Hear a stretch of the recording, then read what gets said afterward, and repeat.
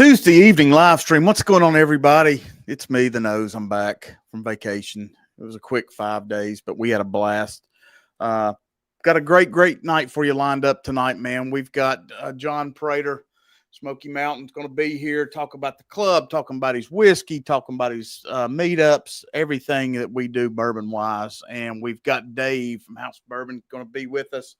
May have a special guest jump on later in the stream, talk about some things that you all do know and love and have had, and we'll see where we go with that. But a couple things we want to do real quick. Let's start off with the chat, see all who is here. We've got the Diamond Dave here.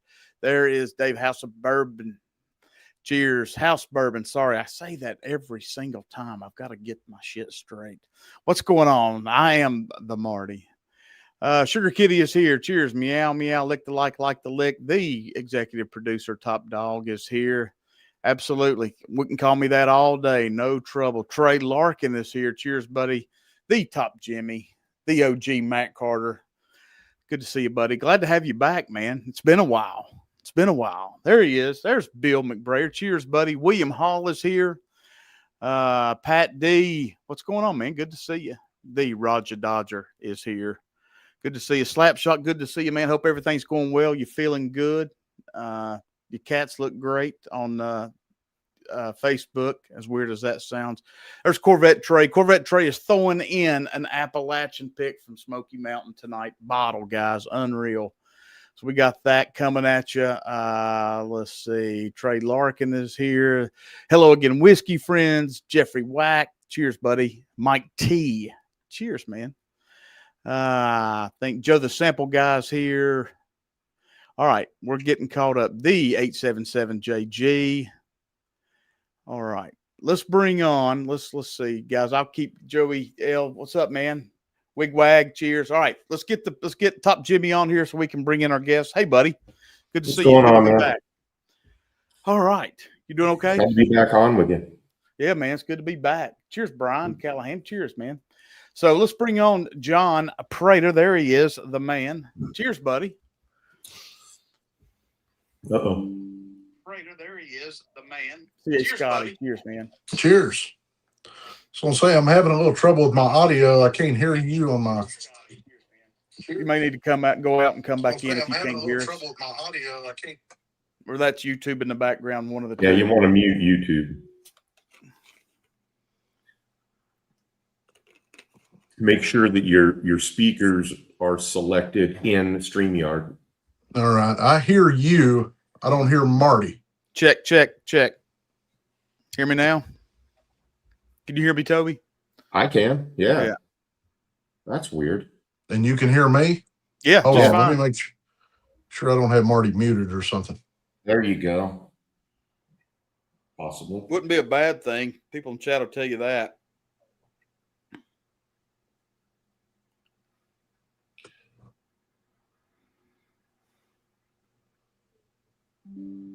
So, Marty, where did you stay down at the beach? We were at good God, my brain. Oak Island, North Carolina. Okay. It's about Oak Island. Isn't that the place they dig for treasure? Yeah. Well, no, different one, but yeah, similar. Yeah. There's Dave. Bring Dave back up. Oh, okay. Gotcha. There he is. There's House Bourbon Dave. Cheers, buddy. I'm looking at you guys. I can hear everyone. All right, good. Yeah. Hey, John, you may just want to go back out and let us bring you back on. That might fix it. Just leave it at the bottom and come back. It sometimes helps. Or maybe you need to tell him, Toby, because he can't hear me. Yeah, John, John, go ahead and exit out of StreamYard and just start it all up again and see if that doesn't fix things for you. Yeah, he's not hearing Can you me. hear us, John? StreamYard needs to fix this already. Been weeks with. Yes, you're right, Jeff. It's not just me; it's everybody. Thank you. There we go. EC. What's him, so that will force him to get back in. So, Dave, what's been going on, man? What you been sipping on? What you been going to? Let's talk. Oh, yeah, can you guys hear me now? Because I look like I'm frozen. Hell, fine. You do look like you're frozen. Yeah. I am sipping on a Penelope 13 year. Oh, let me see if I can get my camera to work. All right.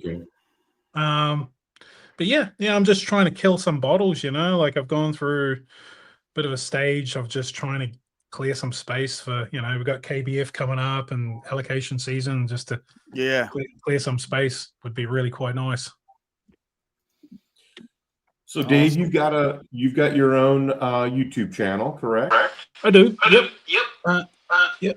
It was now I can hear myself. One second. Technology issues. Yeah, Marty, can I hear you now? Check. All right. Now we're rolling. I just had to log out, log back in. It sounds like you're in YouTube, though, not StreamYard. Or maybe YouTube's running in the background. Yeah. Why is it so shaky? You just want to make sure the sound on YouTube is muted. No, we figured that out the other day. It was my Sony camera mic. How about now? That's good. Yeah. Well, we found out the other day it tends to, sometimes it defaults to my Sony camera versus my iPad camera. All right. Let's see. The problem is we're hearing an echo, John. You're okay. We're hearing ourselves on your one. That's weird. It's like there's two mics on or something. Yeah, that's what I'm checking here. It shouldn't have. Wait a minute. Now it's stopped. No, Sorry. Sorry.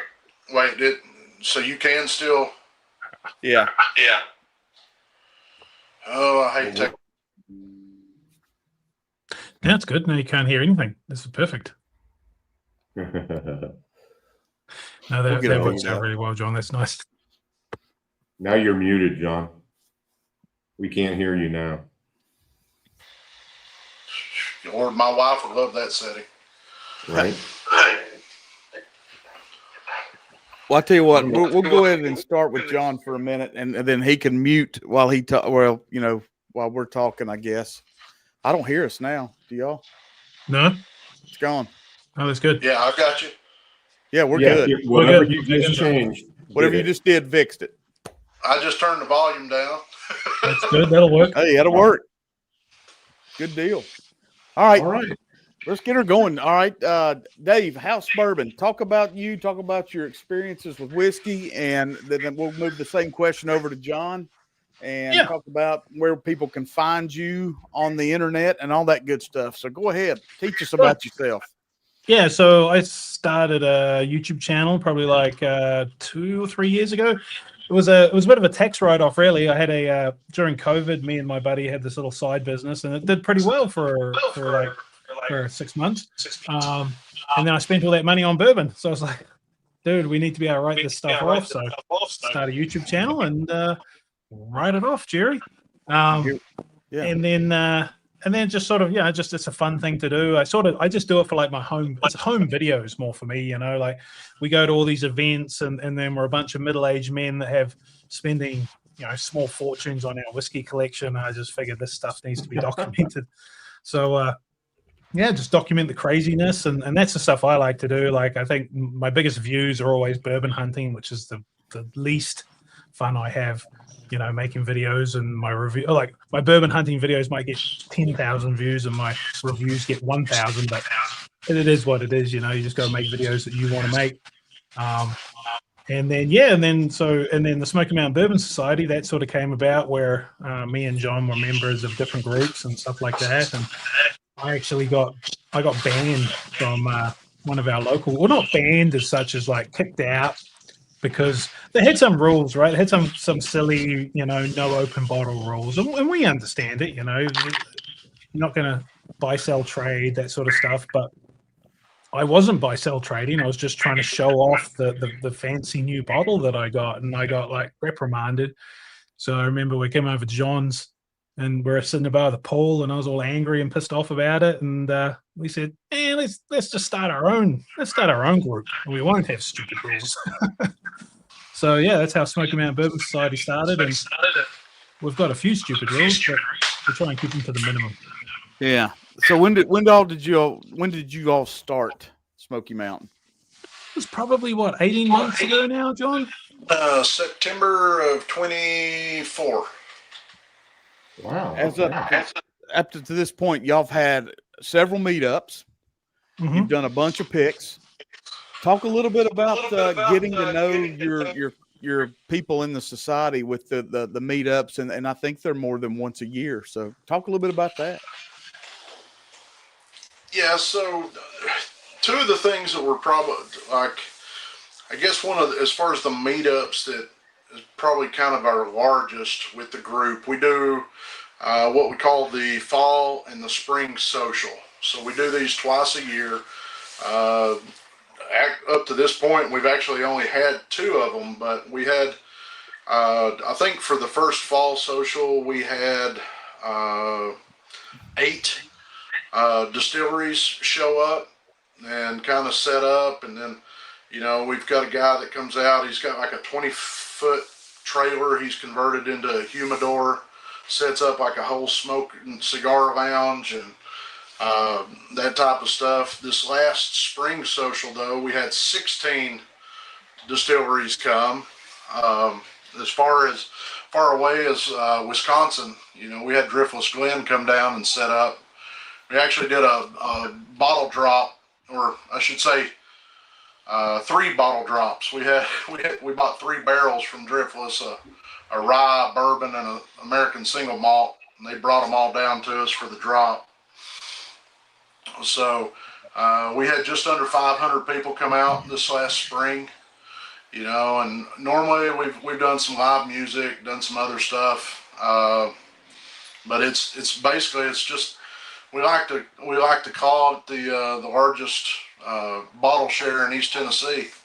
You get 500 people show up, turns into 1,500 bottles or more, and a lot of distillery interaction, and man, it's a hell of a time. So is it a 1 or 2 day event for you guys? I'm sorry, say that again. Is that a 1 or 2 day event when y'all do these meetups? Oh, it's typically a 1-day event. We basically put about a 4-hour just balls out, have a good time, and yeah, it takes us pretty well all day to set up, get ready for that evening, and then the next day we spend it breaking it down. So. That's So awesome. what is the current membership? I guess, how many total members do you have right now in Smoky Mountain?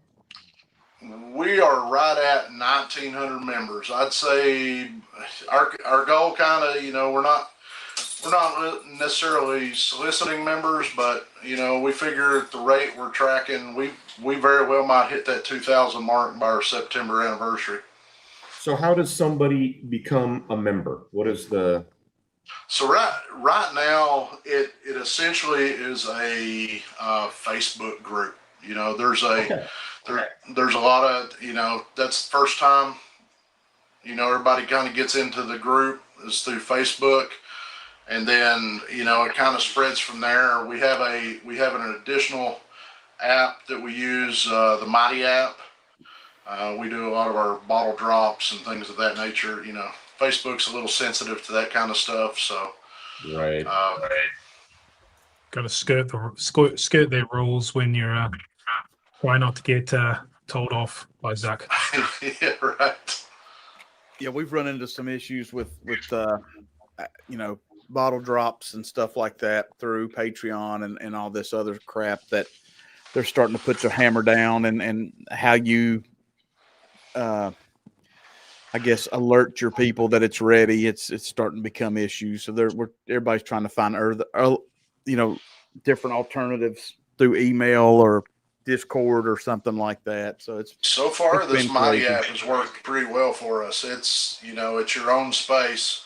Of course, whoever the admin for it is pays a membership to keep it going, but it's basically you do what you want to do inside that space without any regulation. So there it is. Trey posted it. There we go. Yeah, and it's set up a lot like It's set up a lot like Facebook with, it's got a news feed, it's got a chat section, it's got, we've got our bottle drop section in it, we've got our events section, there's a lot of application to it. It's still fairly new to us. We've only been doing it, maybe 3 months now, Dave? Yeah. Ever since we had a bit of a problem, with one of our bottle drops, so we thought we'd just migrate over to there. So when you say you've got just under 2,000 members, that means that you've got basically that many that are subscribed to your Facebook group. Yes. Okay. And how many people are you expecting at your fall meetup? Well, I think that's what's different about our group. Like I've heard other groups, there's a very small percentage of them that are active.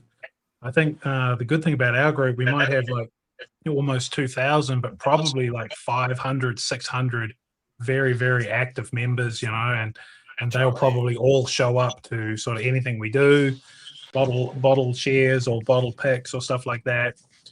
We've tried to not just blast it out there. So, we'd rather have good, active members than just numbers on the board. Sure. When you do bottle drops or pick, your picks are ready, how do you handle that through the Facebook group? Is it just first come, first serve, or do you have a sign up sheet or chart like that? Or how do you guys handle something like that? Yeah. And again, we've moved away from Facebook altogether. That's just more of a social, like I've caught on, John. You told me not to really just get on there and just hang out and just post pictures, but don't expect a whole lot of news, right? Right. And then over on the Mighty app, we've got there's a tab, if you will, that's for the bottle drops. And we just, I set it up, I give about a 2 or 3 day notice. This bottle's going to drop at 9 a.m. on Saturday morning. Essentially we're doing what we call a barrel share, so that we're not reselling per se. We're splitting the barrel. So, at 9 o'clock it goes live, and then, I make sure we hit off exactly at 9 o'clock, and then it's first come, first serve, in, till it sells out. Everybody's assigned a number, and we settle up after the fact. But once it goes live, it's kind of a race to the finish line. Gotcha. Yeah. I've had some good bottles sold out. I think we're into like the 3 minute sort of thing. Yeah, I think Dave holds the record. He won last year. He won one of the Sazerac picks, and we did a John J. Bowman single barrel. And Dave's well known for his wiener. What famous Oscar, wiener? So this is the official Oscar J. Barkman single barrel. I think this one sold out in less than 4 minutes, and that's only because it took me that long to get through the comments. That's awesome, man. Here he is. Yeah, there's the main man right there. Yeah.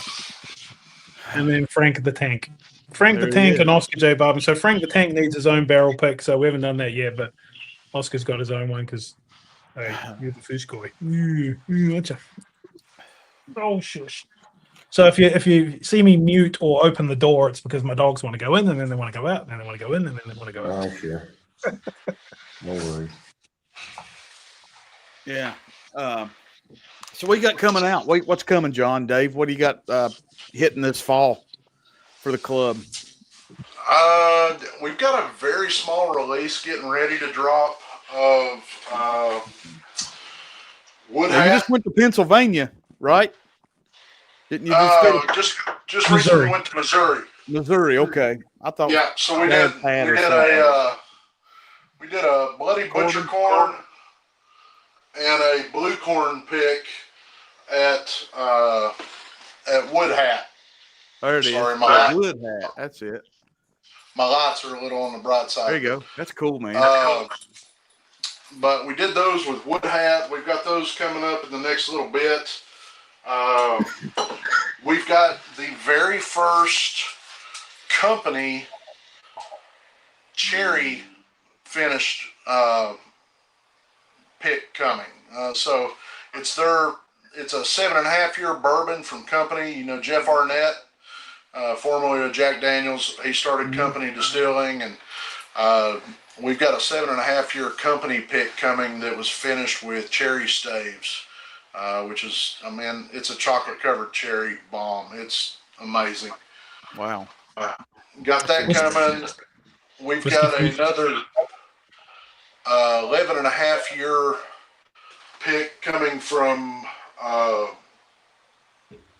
Bluegrass, which is another Elkwood pick, but it's essentially a sourced beam Booker, you know, 146 proof hazmat pick from them. Whiskey Thief. Oh yeah, we've got 2 bottles coming from Whiskey Thief. We got a rye. Basically, it's a 95.5. If you know anything about Whiskey Thief, it's all their own distillate. Yeah. But we got a 95.5 rye coming, and then we have a 12-year, 136 proof bourbon that'll be dropping in November. That's going to be kind of our Thanksgiving push. That thing is an absolute monster. I mean, it's all we can do to do it right now. And as a bit of a side thing, we also did this event with Barrel King. I don't know if you know them, but they were out of Missouri, and we did a competition, and it was us versus the St. Louis Bourbon Society. And well, long story short, we'll see how it goes. But apparently, it's going to be broadcast all over their channel and stuff like that. And so there'll be a thing where you can buy our blend and their blend and actually try it for yourself and see whose blend was the best. So, Hey, I know we're skipping around us a little bit, but can you give us a rundown which distilleries are going to be at your fall meetup this year? Yeah, so guys, I'm probably going to have to switch my source here in just a second. It looks like my iPad has went down extremely quick streaming. But we've got, well, let's see, bear with me. So I know we have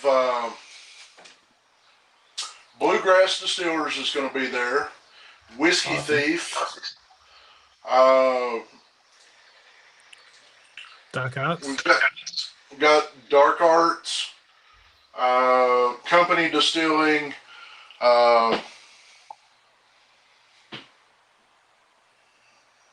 King's Family Distillery, Augusta. Let's see.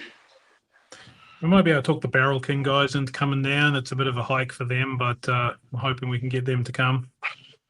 Driftless Glen told us last year they wanted to come back. I haven't gotten a confirmation on it yet. So the names I've given you are like hard confirms. We've got a lot that have told us they're coming, but until I get that letter back telling me they need a tent and a table and whatnot, I don't count that as a hard. I think I think Bill McBrayer is going to be there as well, correct? Yeah, that's one we're excited to have coming this year too, is Bill. Well, with that in mind, everybody, this is Bill McBrayer. Hey guys. Hey, Bill. Hey, Bill. Hey guys. Really nice meeting you. Glad to see you guys on this evening. Cheers, buddy. Yeah. Good to see you, Marty, Toby. I think John just had to switch his stuff over. Yeah. I'll be back. All right. All right. Well, Dave, I got to tell you, if my wife was watching, we have 2 wiener dogs as well. So we have 2 miniature wieners, Baxter and Bean, and so they rule the roost around here. They have a small legs but huge personality. Like, I never thought I'd be a small dog guy, but I walk these dogs every day. They're sort of, they're just my pride and joy somehow. Well, there's no doubt in this house, those are my wife's dogs. They are not my dogs. And they let me know every time I come home, that they're there to protect mom. But it was fun. It was interesting to hear you guys had a barrel picked from Woodhat, the red corn. Yeah, went out to Woodhat. They do some really amazing. You know, that guy with he loves his corn, right? Everything's about the corn. We did a Bloody Butcher pick and a Rubenesque, which is more their bourbon style stuff. Well, I'm not sure if you've had the chance to have our WH McRae product yet, but it's made with Bloody Butcher corn, and we actually sourced our corn from Woodhat for our first batch. And then we had enough left over that we grew it in Kentucky, and we used that going forward. But our seed came from Woodhat, which I think. Yeah, I remember talking to one of the guys out there, and he said there were a few people that he didn't. You know, this wasn't the main guy, and he wasn't in liberty to say. But he said there have been a few people up in Kentucky that would bought their corn, so we know one of them. We were one of them back in 2016, actually. Well, it's pretty interesting how he says, he'll grow the yellow dent, and he'll have acres around his corn, and the deer just go straight through that yellow dent just to eat his heirloom corn. It's got a lot of flavor to it. And so we're excited to come down and hang out with you guys on the 24th of October at your meetup and share some product and get to know everybody a little bit in your group. Hey, John, can you hear us? I can hear you. I don't know if can you hear me? Yeah. Yes. Yeah, we Sounds do. good. Okay. You're all good, man. Yeah, I think we got it now. Yeah, I think I just lost my camera though. It doesn't look like I have the option to use my fancy camera now, so I'm on my iPhone. Well, don't worry about it. We're only lower def anyway. makes you look much better, John. So Yeah, you're good. When we go to 480p, it might even be better. That's right. Yeah, if I can drop this down to about 16 pixels, I'm probably at my best. How many attendees are you expecting at the fall social? I honestly, based on what we had at the spring social, we'll be over 500. Fantastic. I mean, especially when you start Monster, considering we expect 25 distilleries this go around. So Whoa. We actually, from what my understanding was, one of the other distillers that told me he'd been to a couple of the other local whiskey or bourbon events. We actually outsold the largest one in our market this last spring. So I hope we even trump that by far this coming go around. Kudos, buddy. That's fantastic for that wasn't even really our goal. It literally was just, it kind of came down to what we're about really is community. It's not about the bottles, it's not about the bottle drops. Hell, it's really not even about the whiskey. We found a really good opportunity, and we found, with most people, whiskey's just kind of the gateway to a conversation, and there's a camaraderie involved with it that it just blossoms. It doesn't matter who you are, whether you're a multimillionaire or a 9-to-5er at McDonald's. The budgets don't seem to matter. The income doesn't seem to matter. It's like you pull up a glass of the brown water, and all of a sudden you're playing on an equal playing field, and you've got something in common. Yeah, and nobody's wrong. Yeah. Right. Well said. Well said. No, I just think There's not that you had any goals or to grow this big, but the fact that you did, you're doing something right to have an event that size, within, what did you say, 18 months or something like that. I mean, that's. I mean, we're looking, our last one was in October of last year. And so we're not even at the 12-month mark for our third event. And it's a good event. I'm not going to say it's ran well, because, we're running around like chickens with our heads cut off, but the attendees at least seem to really have a good time. Well, that's what the whiskey's for. Yeah. They turn a blind eye.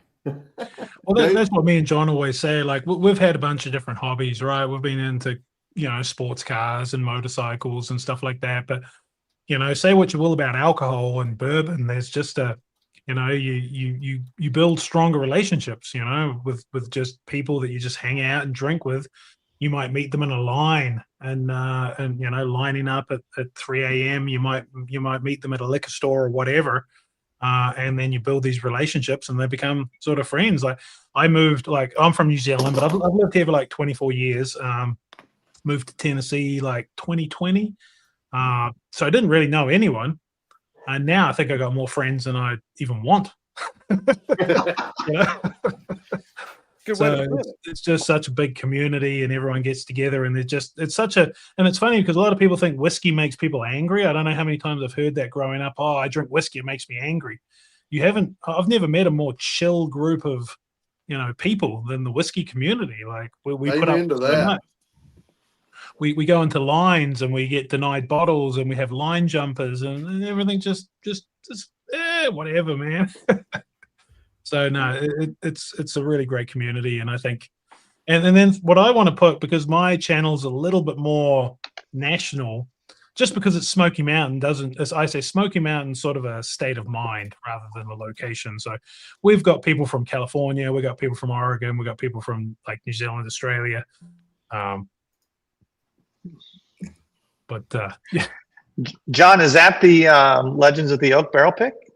Yeah, well, this is. Hold it up again, John. Yeah, this is the one that they had at the Liquor Vault. Yeah, that one's we like that one. That was a nice pick. Yeah. Yeah, I've told quite a few people not to sleep on that, and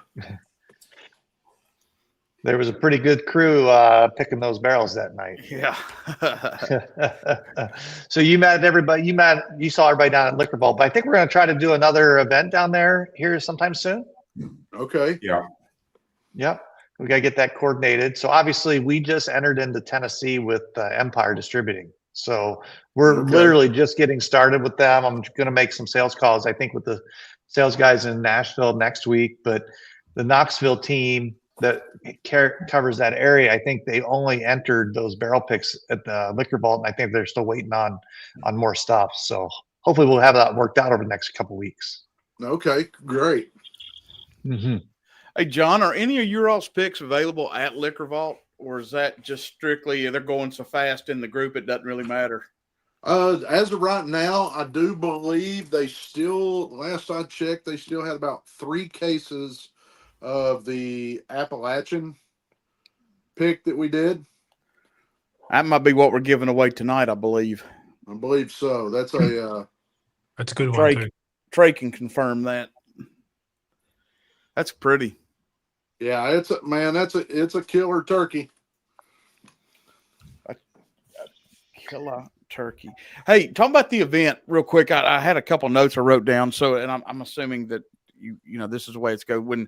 When you're ready to put that out there and the dates are ready, do you do like a ticket thing, and that way you get your count that way, or how do you guys handle your event? Yeah. So what we'll do, we have a website, SmokeyMountainBourbon.com. So it's not Smoky Mountain Bourbon Society. It's just SmokeyMountainBourbon.com. You go to that page. It'll kill you with about 600 pictures of group events and things that we've done together. But there's also I'd just like to say, John did an amazing. You have to go to that website. It's got all our bottles. And you can slide this little slider, and it shows the front and the back of every single bottle. It's freaking amazing. Well done, John. Well, thank you, sir.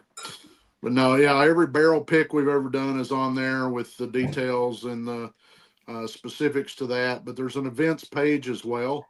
If you go to the event page, happy to say last year we had a professional videographer kind of go through and do a video of the event. And you can watch that video in the events tab, and then right underneath it you'll see a tab for the fall social. Those tickets will likely go live probably about October 1st. I think that's our plan. The social is actually scheduled for October 24th. All the details will be uploaded and in place at that point. We'll have all all the distilleries listed. Dave, how many bottles did we have in the raffle last year? It was too many. It was ridiculous. Was it like 100 or 82 or? no, yeah, it was. I think we had more than that. I think it was like 162 bottles. Whoa. It was ridiculous, and it was It literally took half the event to just. So we're trying to work out how we can speed it up for next time, because it took forever. It was a good time, but not for us. It was a good time for the people that were winning bottles. But yeah. What we hoped to get through in an hour took us every bit of 2 hours, and it just kind of drug on. I think we found a more efficient way to do it this coming year, but man, what a blast it was. Because you've got to remember, there were bottles, like Nashville Barrel Company gave us a 21-year bourbon to put in that. We had this. So I got to show you this. This was special. Well, John likes to get the bottles back that he doesn't win. Yeah, they cost me a lot of money to get. I think I ended up going about 400 or 500 deep on this to try to get this thing back. But Bluegrass donated this Blue Corn. This is one of, I think, 9 bottles, and this one comes in. I got to put my old man 147. Yeah, 147 proof Blue Corn from Bluegrass. Oh. And there were only 9 bottles of this, and the other 8 bottles of this might be with a former NFL pro player. You can do the math on it as far as who's sourcing from the NFL now, but we were lucky enough to get 1 bottle of it.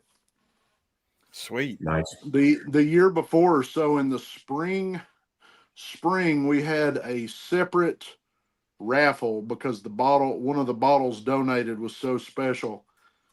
When Jeff Arnett retired from Jack Daniels, he was given his choice of any barrel in all of the Jack Daniels warehouses or rick houses. And the barrel he picked essentially Sinatra. I'm kidding. Sorry. Yeah. I couldn't help it. Sorry. Well, the barrel he picked, ultimately, that stock of barrels ultimately became their first 12-year release. But we essentially got a bottle of it at cask strength from his retirement barrel that he donated. And if I remember right, I think the last one of these sold on Unicorn for something like $4,500. Whoa. It Unreal, was, man. It was unreal. And Jeff, being such a good friend to the group like he is, he donated that to us, and he said, "Run with it, boys." Now the proceeds. What do the proceeds from the auction get used for? Well, we're waiting on our determination to become a 501(c)(3). Is that right? 501(c)(3). Basically to be a nonprofit, because none of these funds are being distributed to anybody as far as like the admins or myself. We're dumping them back into the group. We use them. We pay for the vans when we go do barrel picks. Sometimes we'll pay for rooms. We'll pay for dinners. We use it to help, establish the barrels. We do a couple little things. We've got. Yeah, one of the good things is we always pick like a newbie. So every time we go on a barrel, because we've all done barrel picks, right? We've done too many barrel picks. So we'll pick people out of the group to take them on a barrel pick, and they get their coin. So black is what the first time you get a black one, 5 times you get a blue one. Yeah, put it right in front of your face. Not being an ass, I'm being serious. Put it right in front of your face, and it'll zoom on it. There you go, right there. Your face. Yeah. Put it on your eyeball. You can see it. Put it in your mouth. That's cool, man. So you get a single barrel club pick coin, and it's got the Smokey Mountain logo on it. And we've got them in different colors, and so depending on how many picks you can earn. And we're working on some other challenge coins. It's just one of those things because we understand how cool, like a barrel pick is sort of a special thing that we think it's fairly normal because we've done so many, but it's such an amazing experience to go to a distillery, you know, like McBrair's or something, and do a barrel pick. It's something that only a very small percentage of the population get to do. So the more people from like the club or whatever, and I think we took one guy, Jose, to Knob Creek, and it was just the best time. Like he'd never even been to Kentucky, and we took him to Knob Creek and did a barrel pick, and oh man, it was just so cool to see how excited he was. And that's sort of what brings you back into it, right? To see how excited people can get over bourbon.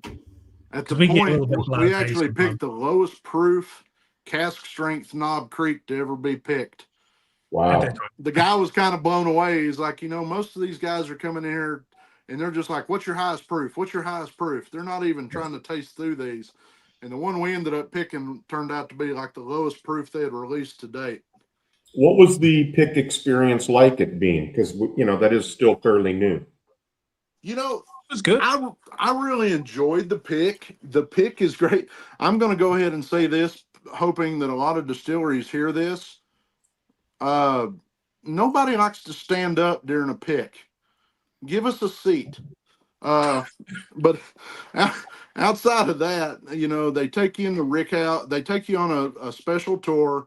It's not included with any of the other distillery tours. I think at the time they were still what, 3 or 4 months out, Dave, from the releasing the new reserves and the Infinity, yeah. And the Infinity, and so we got to try those before they were even bottled in their normal bottling, nice. you know, which was really cool. Then they took us out to the rick house, and we basically just they had a couple tables set up inside the rick house, which I love doing a rick house pick, but again, I'm lazy and old, and I want to sit down. I feel like if you're not sitting down, you're kind of hurried through it, to be honest. I feel like it's like you've got 30 minutes and the next group's coming in, so go. Yeah, I agree with you. I still to this date, I think Whiskey Thief has probably got the greatest barrel pick experience out there. Yeah, you know, sure. They set you up at some comfortable tables.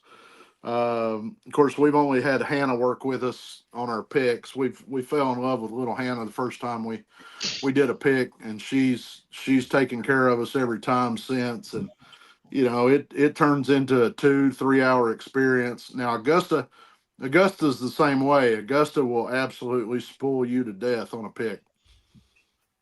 As far it's funny. It's like Matt Carter here from Old Glory says, you know, house climbing barrels. Yeah, we've got a guy, Adam Shelton, that will just scale all the barrels and just, you know, start drilling holes and stuff. So he's a wild man. But Bill, while John is talking about this experience, let's talk about the plan for the experience when McBrayer is ready at the property for the barrel picks. Yes, please. Well, yeah, we are hoping to get something going over the next year over there. We're breaking ground. I think they're finally going to start moving dirt either tomorrow or Thursday.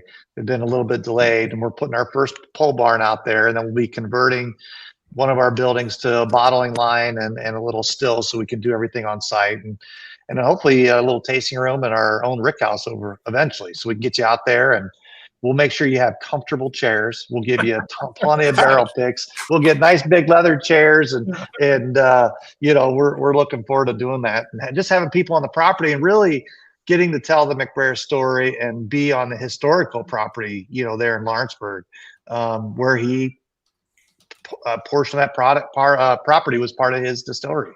And you know, if you haven't heard it, we also have a Rails to Trails project going. So McBrayer put the rail line through Lawrenceburg, Kentucky, and it's a Rails to Trails thing. So that trail starts at our property.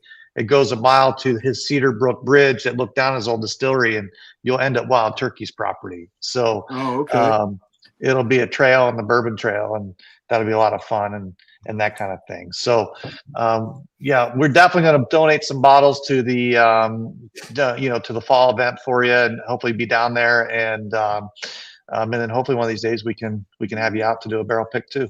No, I love that idea. Yeah.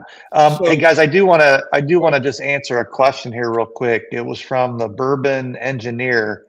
The first batch of the Judge, the corn came from Woodhat, but we had it distilled at Wilderness Trail, so it wasn't their distillate. It was the corn that came from there, and then we had leftover corn that we got with a farmer right around the corner there in Danville who grows it for us. So to answer his question. I'm still looking for that bottle, by the way. If anybody's got extra just laying around, they introduced it. They introduced it to me at the liquor vault when they came in. Which one, batch 5 or WH batch? Judge. The Judge, yeah. So we've got the 250 actually down at Empire's Warehouse, the red, white, blue one. If you didn't get that one, yeah, but we're trying to make sure you had this one, didn't you, John, when we were there? Yes, I loved it. That was. Oh, thank you. That was special. Well, thank you. We made sure Empire got some of those for the model. For the I think release. he's talking about, Bill, is it was a real limited release that you did of the Judge. I think there were only 24 bottles, if I remember right. Oh, that limited release. That was a unicorn there. That 117 proof WH McBrayer. That was I think pretty that awesome. one goes without saying. that was special. Yeah, that was special. Now we and what was kind of fun, what I did learn about that was, that with that barrel being a leaker, right? It got all that air in there and it got the proof up there. So when we did that 250 blend, we only wanted 1,776 bottles. And so guessing how many barrels, in case we had a short one to put in there, we actually had some leftover. So we took that blend and re-barreled two barrels at 60%. So we get a lot of air in there, and we're just going to keep aging it as that blend to see where that goes over the next couple of years, which is exciting. Okay, kind of would that be considered like the Solera process? I don't know what you call it, but we're just going to try it. It works. It works. Right. And so we just hope it gets better and even continues to get some new notes to it. And that nice fruit note that we got on there, we can get some more depth to it, you got the Cedarbrook one as well. That was a pretty good one too. Yeah, it was a hard one to do. It was an award winner. Actually, it was. Yes, it was. We put that against a couple other barrel picks blind on with some friends, and that one came out on top. Man, I'm a big fan of this one. So you're a weeder guy? You believe it or not, no, I'm more of a bourbon guy. Yep. And I hate to admit this, and I don't want to say it too loud. I've become kind of a big fan of American single malts. Oh, happy really? I like a heavy malt in my ryes. Malted rye, and this goes back to our very first Whiskey Thief pick. We found they did like a 30% malted rye in that pick, and it just, I don't know, I've lost a little bit of my nose back when one of the 5 times I've had COVID. So I lean more on the viscosity now than I will the nose profile. And so that heavy malt tends to do really well as far as the viscosity.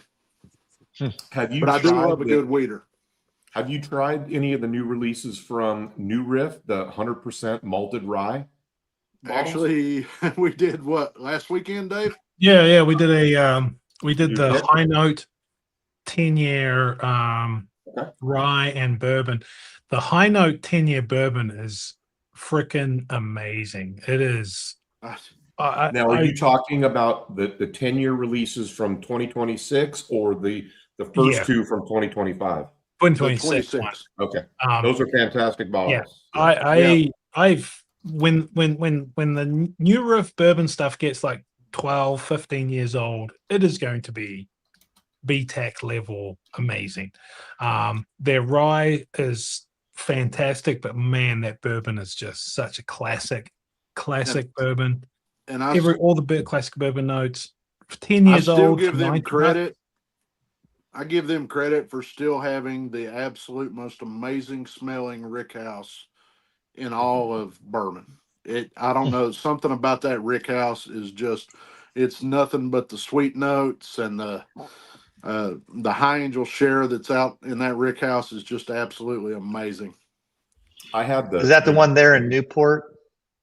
Just Yeah. around the corner from the store where they do all their barrel picks? Yes. Mhm. Yeah. It's not a traditional Rick House. Not even close. But it sounds like it's doing an amazing job with their barrels. Yeah. It really is, and I think they do so many crazy malts. You know, every time I go there, they're mashing a ridiculous new, you know, profile or mash bill. So I think it might be all the different rye they use and the different wheats they use, all the malted stuff. Because I don't know, there's something about a new riff.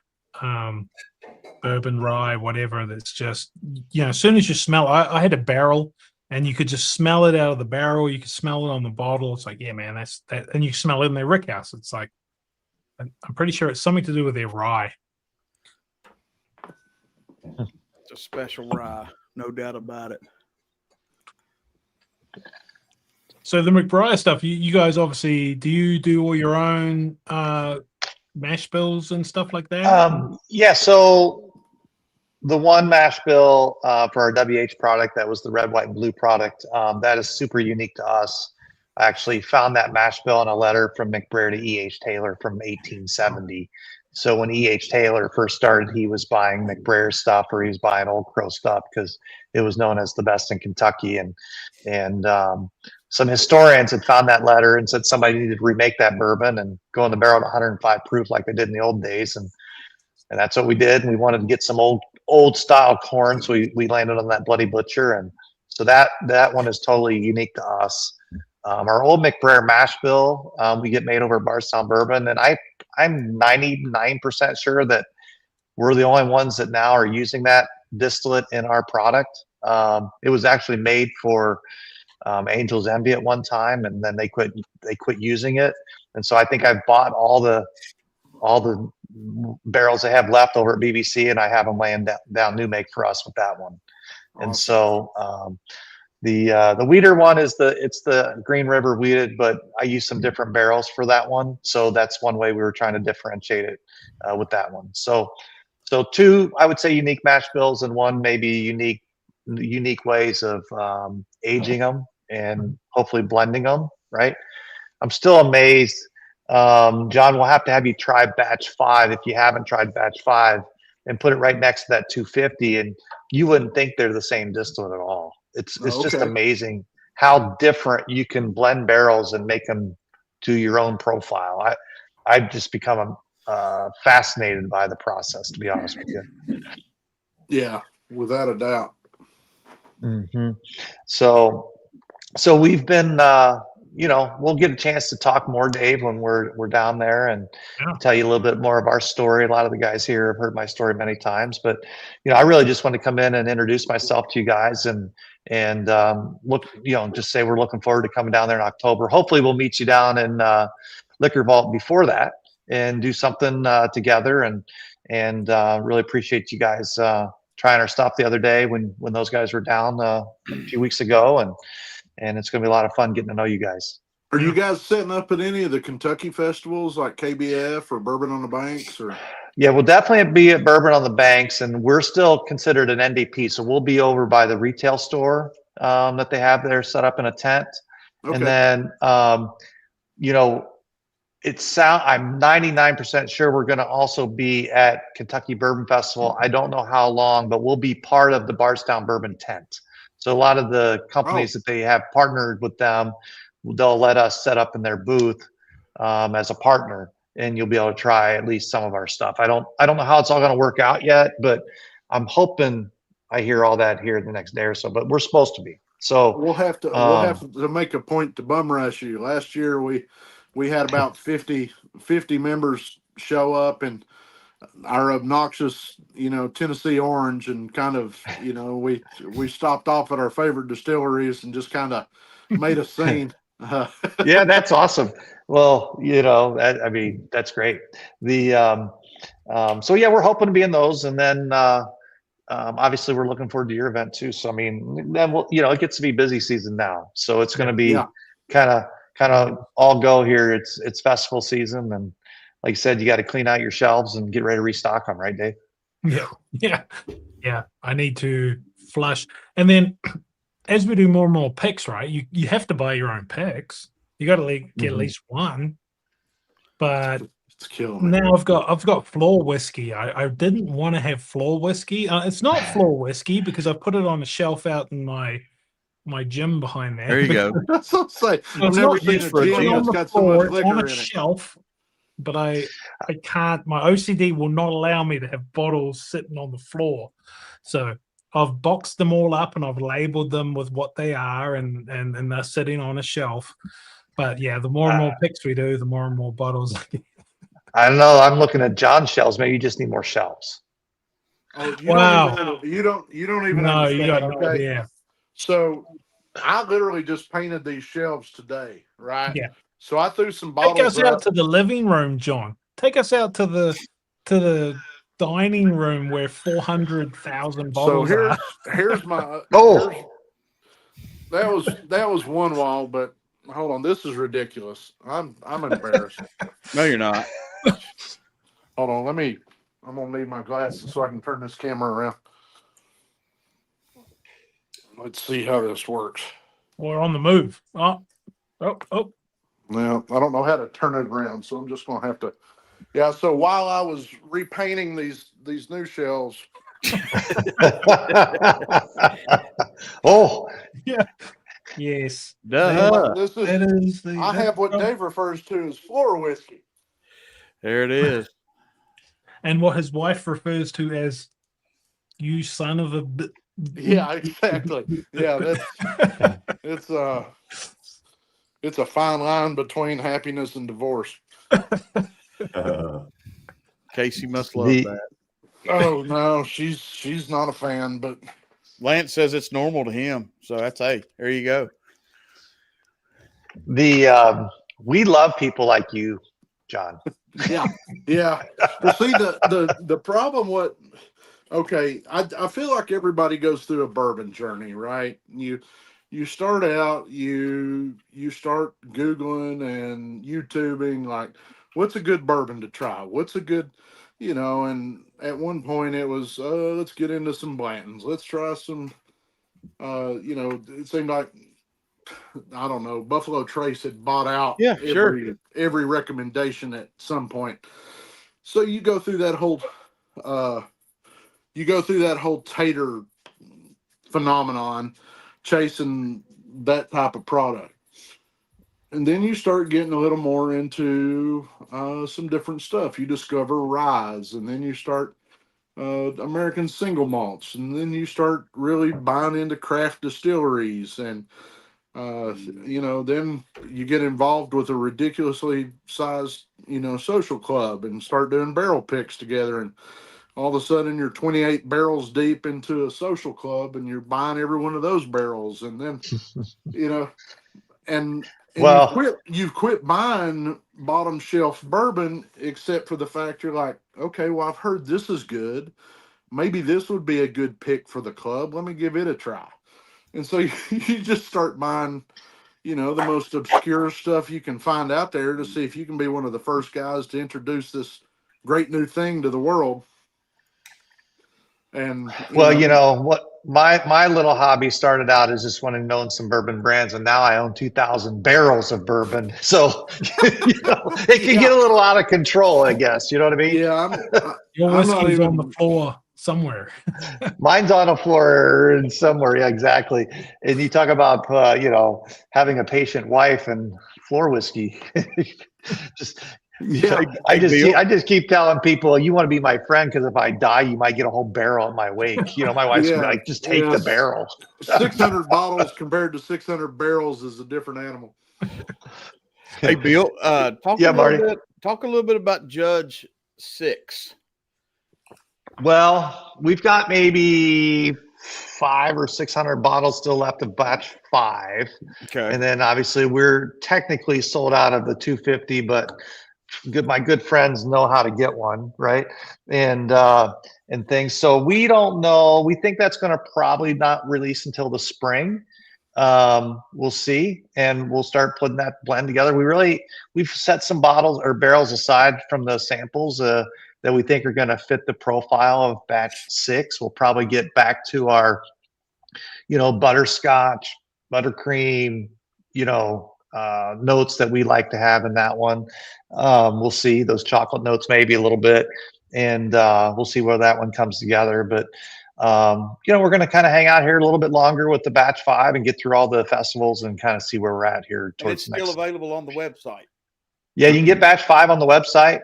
Yeah, batch 5. You can't get the 250 on the website. Right. The batch 5. The batch 5. Yeah, batch 5. Yeah, and batch 5. I mean, like I said, it won a double platinum at the Ascot Awards here a couple months ago, right? Yeah. Comes in that black box like Marty's got there. I'm gonna have to find somebody in Kentucky to ship one of those too, because we can't order online here in Tennessee. No, you can on my website. Oh, that's what we're talking about. You can go to McBrayer Legacy Spirits and we can ship to Tennessee. They charge the Tennessee tax. So the taxes are in there. I think you get charged. I don't remember how Tennessee was, but because there's a little more tax there. So the state gets their cut. I think you get the sales tax and put possibly another tax on there, but we can get it to you, right? Yeah, I think we're about 3.25% higher than Kentucky. Yeah, and so I don't remember exactly what it is. The taxes, the liquor taxes that they put for me to ship into Tennessee, but we can ship it to you. And if you buy, it's a $20 flat shipping up to 4 bottles. So, but you go right to McBrayer Legacy Spirits, and we've got a new old McBrayer barrel pick because we're out, and then we've got our weeded Cedar Brook on there. We call it Chocula. It's got a lot of chocolate notes to it. It's pretty awesome. I think there's 3 more still of those Legends of the Oak Cedar Brooks on the site. We're out of the old McBrayer. So I just dropped 121 proof old McBrayer single barrel on there. We thought was really good. And then you can get our standard Cedar Brook, our bottled and bond old McBrayer, and batch 5 still. So batch 5. Now, and, Bill, real quick, does Empire have batch 5? I can't. They have not purchased any of batch 5 yet. They purchased, I think it was 24 cases of the 250 or 18 cases of the 250. So they've got whatever 100 and some bottles of that, or 90 some bottles of that. In the store. Yeah, right. Well, that's what I'm trying to go figure out what's going on. And so I'm supposed to get, like I said, connected with those guys there in Knoxville. Through it. It seems like it's been a little bit slower start. It took a while to get it even in their system, but we got through it, and we're starting to get things at least moving a little bit.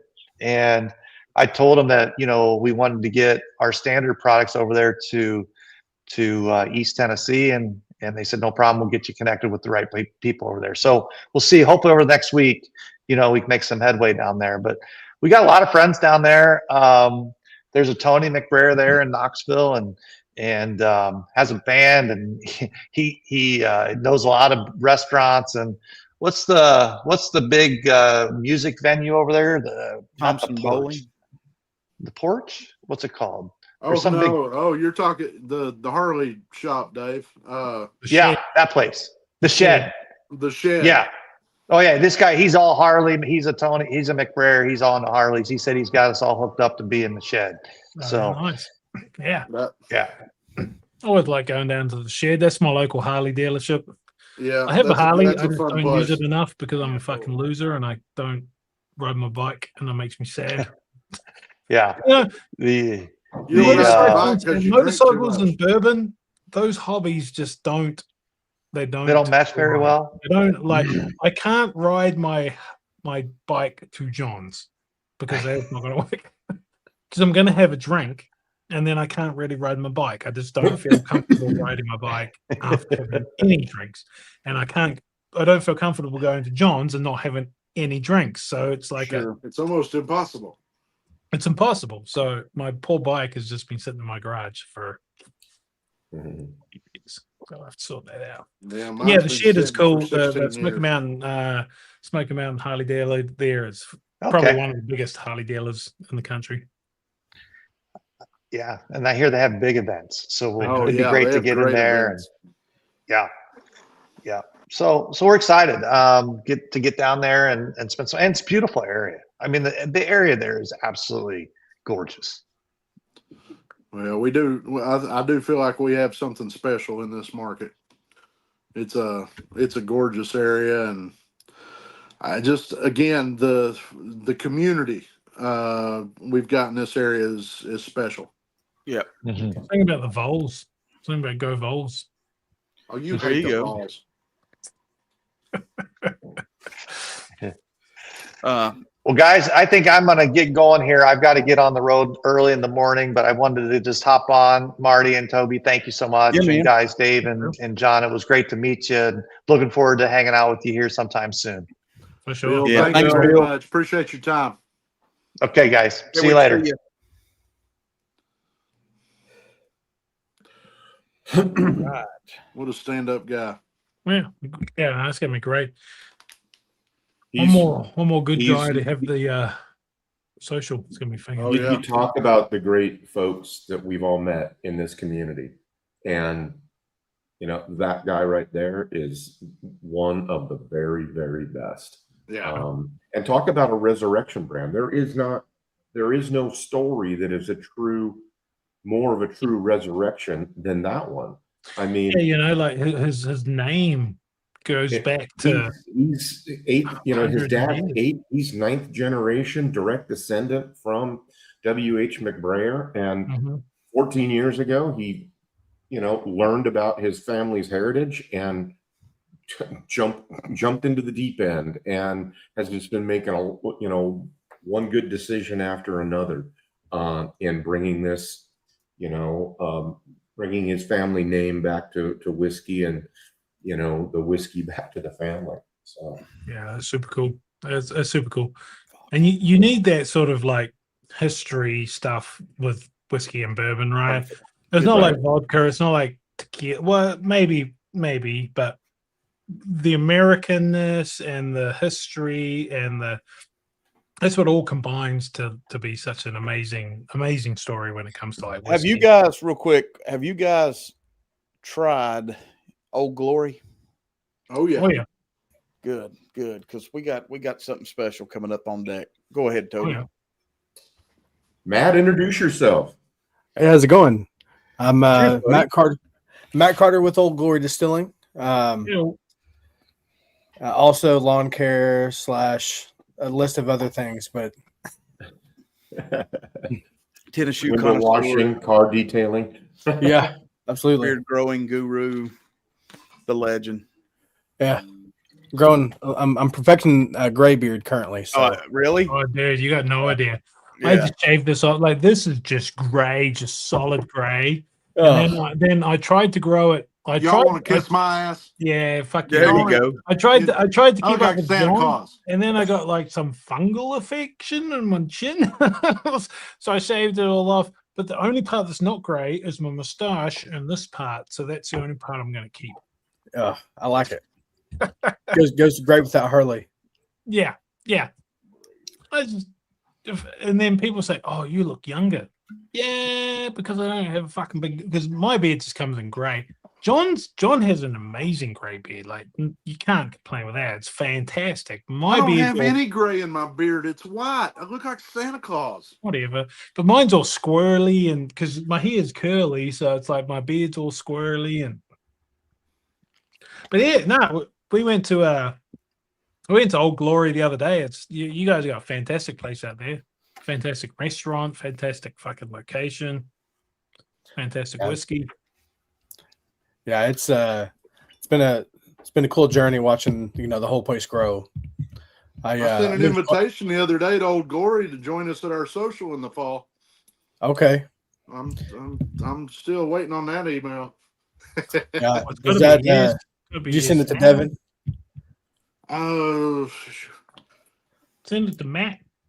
Actually, Devin's going to be in. Yeah, it is Devin. Yeah, he's going to be in Knoxville, Chattanooga all week. Okay. So maybe I can see if he's open for lunch one day. Maybe y'all can have some lunch. Oh, that'd be great. It's a good deal there. Tell you what, just not only is the distillery amazing there, but the dinner experience at the distillery is quite special as well. Yeah. It's a beautiful campus. Yeah, they did amazing. Before it was a restaurant, it was just a big venue hall for like weddings and we had like dueling pianos in there and things like that. But it's amazing how they transformed it into the restaurant, and you can see into the distillery at night. It looks amazing. But yeah, no, believe me, I've gained and lost and gained many pounds eating those hamburgers every single day. So Oh yeah, it's good stuff. No, I'd love to have you guys come to the distillery sometime and just come hang out. Maybe we go through the barrel house and you can try a bunch of stuff. Climb around, bring Adam in. Yeah, we're in the process of rearranging our barrel house. We have 2 big barn doors on the front of it, so we're gonna have it just completely open from front to back. Have a big chandelier hanging down right there, trying to vamp it up a little bit more. But beginning of September, we have a group of probably about 50 people coming. We're gonna hang out in barrel house, pick a barrel, and eat lunch. And later on in the afternoon, we have dueling pianos. So it's going to be a packed house all day. So it's going to be a good time. Matt, what you been working on? Just some more, just single barrels for the area and for the distillery, or are you still doing some blending of some things? What's going on? So I just wrapped up some blending projects. So we, outside of Old Glory, we have a lot of NDPs that we bottle for. So, our master blender, Caleb, he, has been busy with that lately. He's dumping 200 barrels to blend. So he's a busy man. So I've been kind of helping him do some blends at the distillery. So I just wrapped up the small batch Tennessee whiskey that's coming. So pretty excited about that. I'm just about to start on the Tennessee bottled in bond. So pretty excited to get going on that. Hopefully I'm going to try to blend a 6-year. So we'll see how that goes. How much charcoal does your Tennessee whiskey go over? I knew that was coming. So the process itself, we don't filter until we are filling a barrel, right? So we have a 4-foot tall stainless steel pipe that's probably 10 inches in diameter. It's filled with whole chunk charcoal, so big pieces, not just pulverized charcoal. It's big pieces in there. So it takes 2 minutes to filter. Takes 2 minutes to filter a barrel, or to fill a barrel, and then we'll just filter it that way. But okay. Yeah. So how often do you change that charcoal? Once every 4-5 months. Well, we went because obviously we went to Jack Daniels, and they do 10 feet of that stuff, and they change it every 3 or 4 fucking times a week. It's a massive, expensive, and crazy process. And then it's just to be Tennessee whiskey, you don't have to do all that. You can just do it. You just have to run it over charcoal. Yeah. And then old Dominic has like this much of it on a little glass, and they just pour it over, and they've never changed it ever. No, it's like a block of obsidian. I know. It's completely polished. Like the whiskey bounces off of it and hits the walls and goes down the little glass case. Yeah. So when we first fired up our stills, everything that come off the pot still, as far as the bourbon, was never sugar maple charcoal. Of course, everything that came off with the Tennessee whiskey obviously went through the sugar maple charcoal, which is our weeded mash bill. But everything that's come off of our column still has gone through the sugar maple charcoal. So, and a little bit more of a. I don't think we like to say we lightly filter. We do the Tennessee whiskey process, but we lightly filter it. And I think that's just I think that's one of the many things that, makes our whiskey great. So you can definitely tell because, There's you a single barrel. Yeah. Yeah. Hey, yeah. My one lasted. That's one of Wrigley's favorites. Yeah, Absolutely. no, that lasted about 1 day in my house, and it was defluffed and skinned. So my dog's funny. She has upstairs toys and downstairs toys, and all the bourbon stuff she leaves up here for some reason, but all the teddy bears she drags downstairs every single time with her. So Wrigley's got about as good a bourbon collection as I do. There's people bringing him stuff back from different states now. Everybody brings Wrigley a different bottle of bourbon, dog toy. that's awesome. Yeah, Wrigley's cool, but he's no fucking Oscar. Does he have a bourbon bottle named after him? No. You don't tempt me. Here we go. Don't tempt me. The next 12 drops we do will have him on it. That's fine. I like dogs. Yeah. Look, there's your buddy. There's your buddy. Can you see him? Can you see him? Hey, Matt, I got a question. The double oak, is that going to be a once a year thing, or is that a one time right now and see where it goes in the future? So no, our second project's still in the barrel. It's just about time to dump it and get it bottled and stuff like that. So it's probably going to be a once a year per mash bill release. Okay, that'd be good.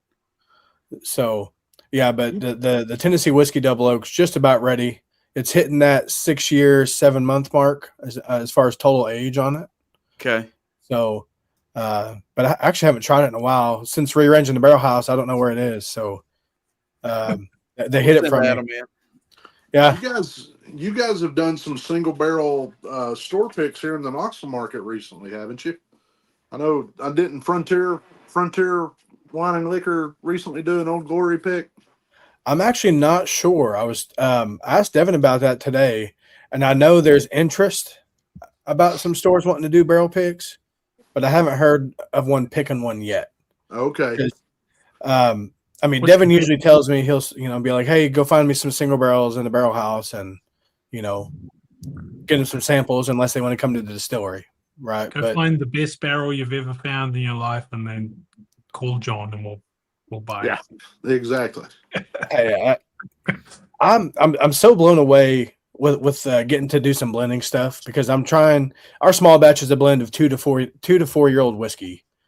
Now, the blend I just finished was like 1 barrel of 2 year, 8 barrels of 3 year, and 1 barrel of 4 year, pretty much. And that 2 year stuff is just it's crazy. It's just butterscotch, the most sweet butterscotch ever. And Joshua Porsche is in the chat there. He was at the house tonight. We tried all the samples to kind of put them in lots as far as tasting lots with the similar tasting notes like that. And man, those two, it's amazing. You almost want to hang on to them and earmark them to see what they turn into in 5 years. But then you start going through a bunch of samples. I have 10 boxes of samples in here. And, there's so many whiskeys like that. It's so good. We need to talk with you and see what we can do. Because we actually, I guess we stopped in, we did a barrel pick just north of you there in Kentucky with, one of your neighbors. And we stopped at Old Glory on the way back home and just absolutely, we loved the bar. Let's just put it that way. We had a good time. Yeah. They really did it. Matt's a little bit further along as far as him building out the distillery than he thought it was going to be, which is a good thing. We needed to grow at those certain stages, and it's amazing to see what he's put together. It's especially for a young man. He's 36 years old, so It's pretty, yeah, it's pretty cool. Be nice to have those years back. Yeah, no kidding. So That was pretty cool when I was 36 too. yeah, Yeah, that's also like, yeah, Old Glory is, we love the whole location, the bar, the restaurant. It was such a cool place. The bourbon. The bourbon was amazing. so Yeah. So did you get to try both mash bills? Yeah. Yep. Yeah. We pretty much sampled the whole selection there. Yeah, we spent quite a while there at the bar sampling all different. What single barrel do you have there? I've got, it's a single barrel bourbon, barrel number 416. So it's a 5-year, but it's 120.62 proof. Is that one we picked up when we were there? It's a butterscotch, it's delicious. Yeah. Yeah, it's interesting. Selected by Sherry Alsop. Oh yeah, that's a good bottle. Yeah, I do have that one up there. I don't have it open. I do have one. It's getting out of hand as far as the single barrels you try to hold on to. I can imagine. Yeah, we were talking about that before. Yeah, Eric there, Tennessee Death Ride. He's the one that started the Old Glory Hounds, which is, we'll have to get you guys on there. But it's pretty cool because Devin, he'll drive around all over Nashville, Memphis, wherever, and say, single barrel blank is here, single barrel blank is there, and so pretty cool. Josh is on you. Yeah. Crack that 416. There's a lot of bottles that I have one left of. So I'm holding out for when I actually get a single barrel tasting room. I want to have those bottles there for people to try. So try to hang on to at least one. Sometimes a few of them don't make it, but we do the best we can. I'm gonna hit you with the saying I keep telling everybody that has a good bottle that hasn't cracked it yet. And that's, tomorrow isn't promised. Drink that good shit today. Believe me, there's if there's anybody that's down to crack anything, it's me. There's what you don't see, on that side. Yeah, but there might be a Smokey Mountain Bourbon Society club at some point where you can just bring your bottles and crack them. And I would say about 98% of what's in this room is open, and there's probably close to 800-900 bottles in here. Yeah, you've got a problem. Yeah. My wife's telling me the same thing. Yeah, I keep wondering at what point we're supposed to seek medical help. It's like, no, I'm not. I'm not even remotely close to being an alcoholic. I'm a collector. I've slowed down quite a bit. I pick up Old Glory stuff, especially the blends I get to do and things like that. There's a few distilleries I'm stuck on. I'm a huge Jim Beam fan. Middle West is another one I'm big on right now. And outside of that, if it's a single barrel that I help somebody pick, I'll get a bottle or two of it. But I don't buy a whole lot anymore. Have you tried the new Old Elk from Middle West? I haven't. So talking about the 10-year, Dave? Yeah, I haven't. Yeah, so I got a sample kit. It was like my first, well, not my first, but it was a sample kit, free sample kit. And so me and John drank it. We didn't do a good review. The sound was pretty shitty, so I did another one today. But man, that is fantastic. The wheated, it really is amazing. The wheat whiskey is amazing. The wheated is fantastic, and the bourbon is great. Yeah. It's really, really good. It's really wild for a 10-year whiskey. I felt like the whatever grain influence, whether it be the corn from the bourbon or the rye or the wheat, I felt like they were just extremely present. You could really taste those those grains in it, but you're also talking it's a 10-year. There was nothing youthful about it. It was just a very pronounced flavor presence in it. It was really impressive. Yeah. I have I've done Old Oak picks before it was bought by Middle West. Back to MGP days. Yeah, back in the old MGP days. There's some weeders that have come out around here that have just been amazing. Oh yeah, there was the double wheat. Yeah. That double wheat was a Weller killer. You know, there wasn't a Weller out there that could touch it. Have you had anything from Middle West yet? Like beside, like not the not the old ale. Yeah, we had the pumpernickel. But we tried the pumpernickel. I wasn't a huge fan of the pumpernickel. I haven't been a huge fan. Well, it's not bad, but I think this this new 10-year stuff was an eye opener for me because it was like, it's just good. It's just across the board good. It's been a minute since I've tried some of their other releases. So I highly recommend you pick up their straight wheat whiskey. Okay. 95% wheat. It's their cask strength. It's 126 proof. It is incredible. And I'm about to pour it right now, but I have a single barrel rye here, the pumpernickel rye. Mm-hmm. And this stuff right here is just straight ridiculous. And like looking at the old elk stuff, it's all their stuff from their distillery. So I'm pretty sure it's just a 10-year-old, their 10-year-old stuff they're going to call old elk, which is sort of pretty cool. I've got one in there, Dave. Can you find it for me? No.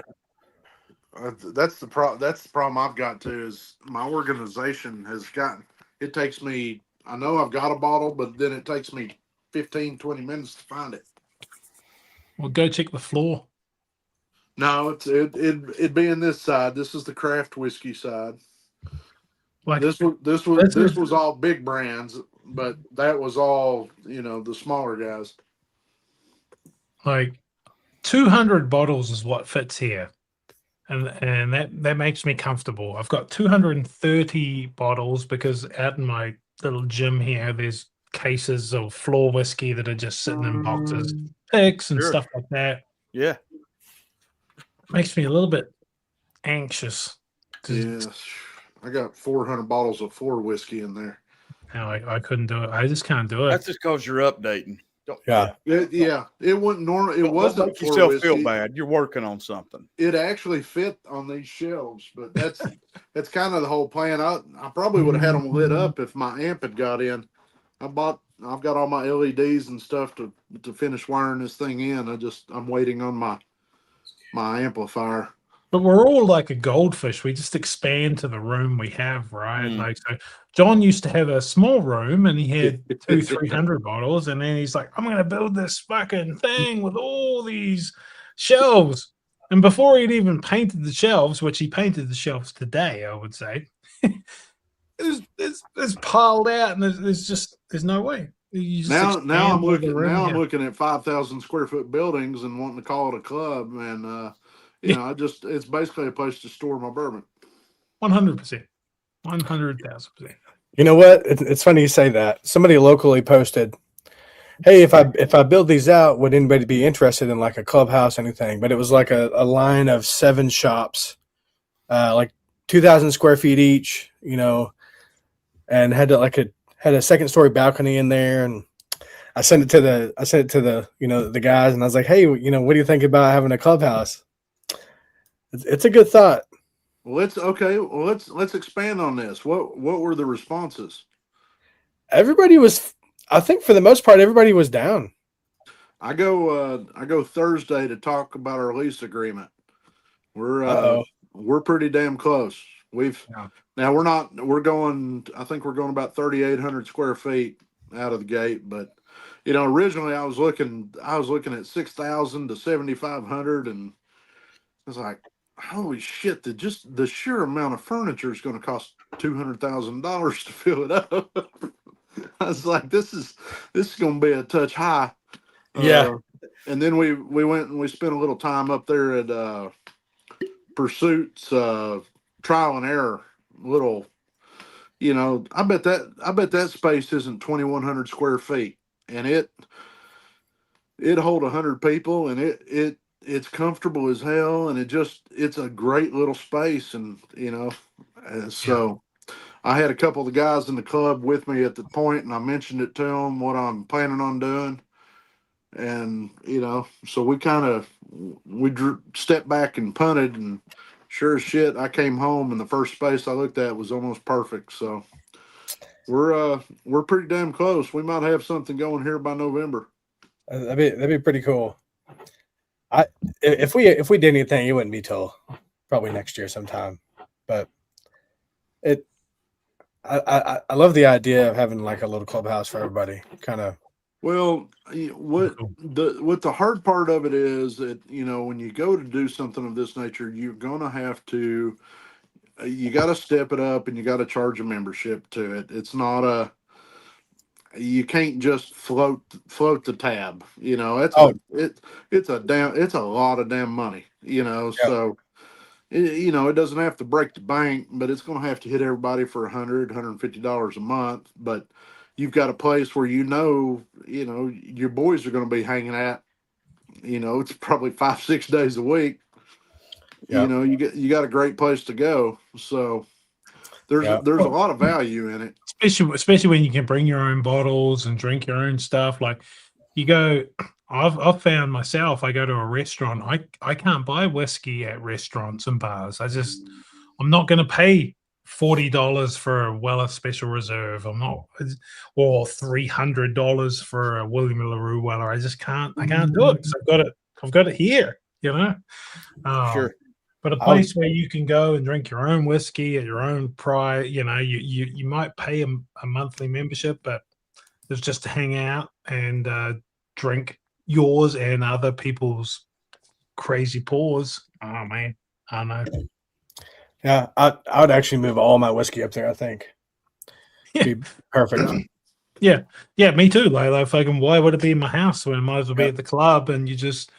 And then what? Like, hopefully, we can work out a way. It's legalities that where people can buy pours of your whiskey and pay you, sort of stuff. Like that's might be down the road, but that's ideally where you do. You ours is a little bit more free. So, obviously we would want to charge like each person to help cover like the rent or whatever, the lease. But I would leave it up there for everybody just to drink. Yeah, that's my thought too. But I guess, how many bottles have you bought that you literally bought because you wanted to try it, right?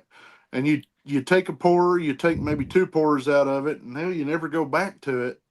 But then you've got 10 buddies that are doing the exact same thing. They want to try it. They buy a bottle of it, and then. It never, it seems like it makes sense to put it on a bar somewhere and let everybody just kind of, hey, come try this. We finally got a bottle of it. Well, it keeps your stuff rotated too, especially if, you're getting your membership for it and you're not, just giving it away. You're giving the rotation what it deserves and the chance to try something, which grows the palate, which makes you want to buy it later if it's your profile. So it just builds on each brand each time you set a bottle there. Yeah. So it's a win-win for everybody involved, and it's a fantastic idea. So I'll tell you, the place we're looking at right now, it's actually it's in a basement, but above the basement, you take the elevator up, there's 16 restaurants in a food court above it. So it's like an unlimited, it's drink all you want down in the club and then go upstairs. Is it Old City? Maybe something like that, or no? It's close. It's close. I know you can't say. I'm just trying to think about where that might be. Yeah. We've about got it locked up. We're ready. Good. We're about ready to roll with it. Yeah. Our group's only, we're a bunch of our guys are 80s babies. So our group's called the Whiskey Barrel Kids, kind of a play off Garbage Pail Kids. And so there's only 17 of us, and it's always kind of been that size. It may grow by a few, some may fall out, but we get together once a month at somebody's house and, you know, have pours and, you know, again, keep it small because we're all friends, right? Just a big group of friends, hang out all the time. But I've enjoyed it. You know, I've been a big group guy, you know, for a long time, and You know, that's really how we kind of started. There was actually a bunch of us kind of started from a let's call it a secondary group, and you know, we kind of clicked up with each other, and everybody kind of became big buddies, and it kind of became a norm for us getting together and talking with each other, and you know, we'd have a bottle share at somebody's house with, you know, 15 people or so, and it just kind of kept growing from that. And then, hell, here we are now. The Smoky Mountain group is probably, like I said, we're on the cusp of 2,000 members, and I can guarantee you there's at least 3 or 4 people on any given night of the week having a bottle share somewhere. yep. And it's just a matter of really kind of, you know, what side of town you're on. You know, for us, you know, you could be North Knoxville, Powell, Maryville. You know, there's a lot of logistics involved in it. Damn it. It's still at most maybe a 40-minute drive, but there's always something going on. Yeah. Yeah. Just to like join that into like a, because I had my boss come in from out of town. It'd just be cool to take him to a place that was sort of fucking our place, you know, and then go somewhere where everyone knows your name. Fucking Yeah. Norm.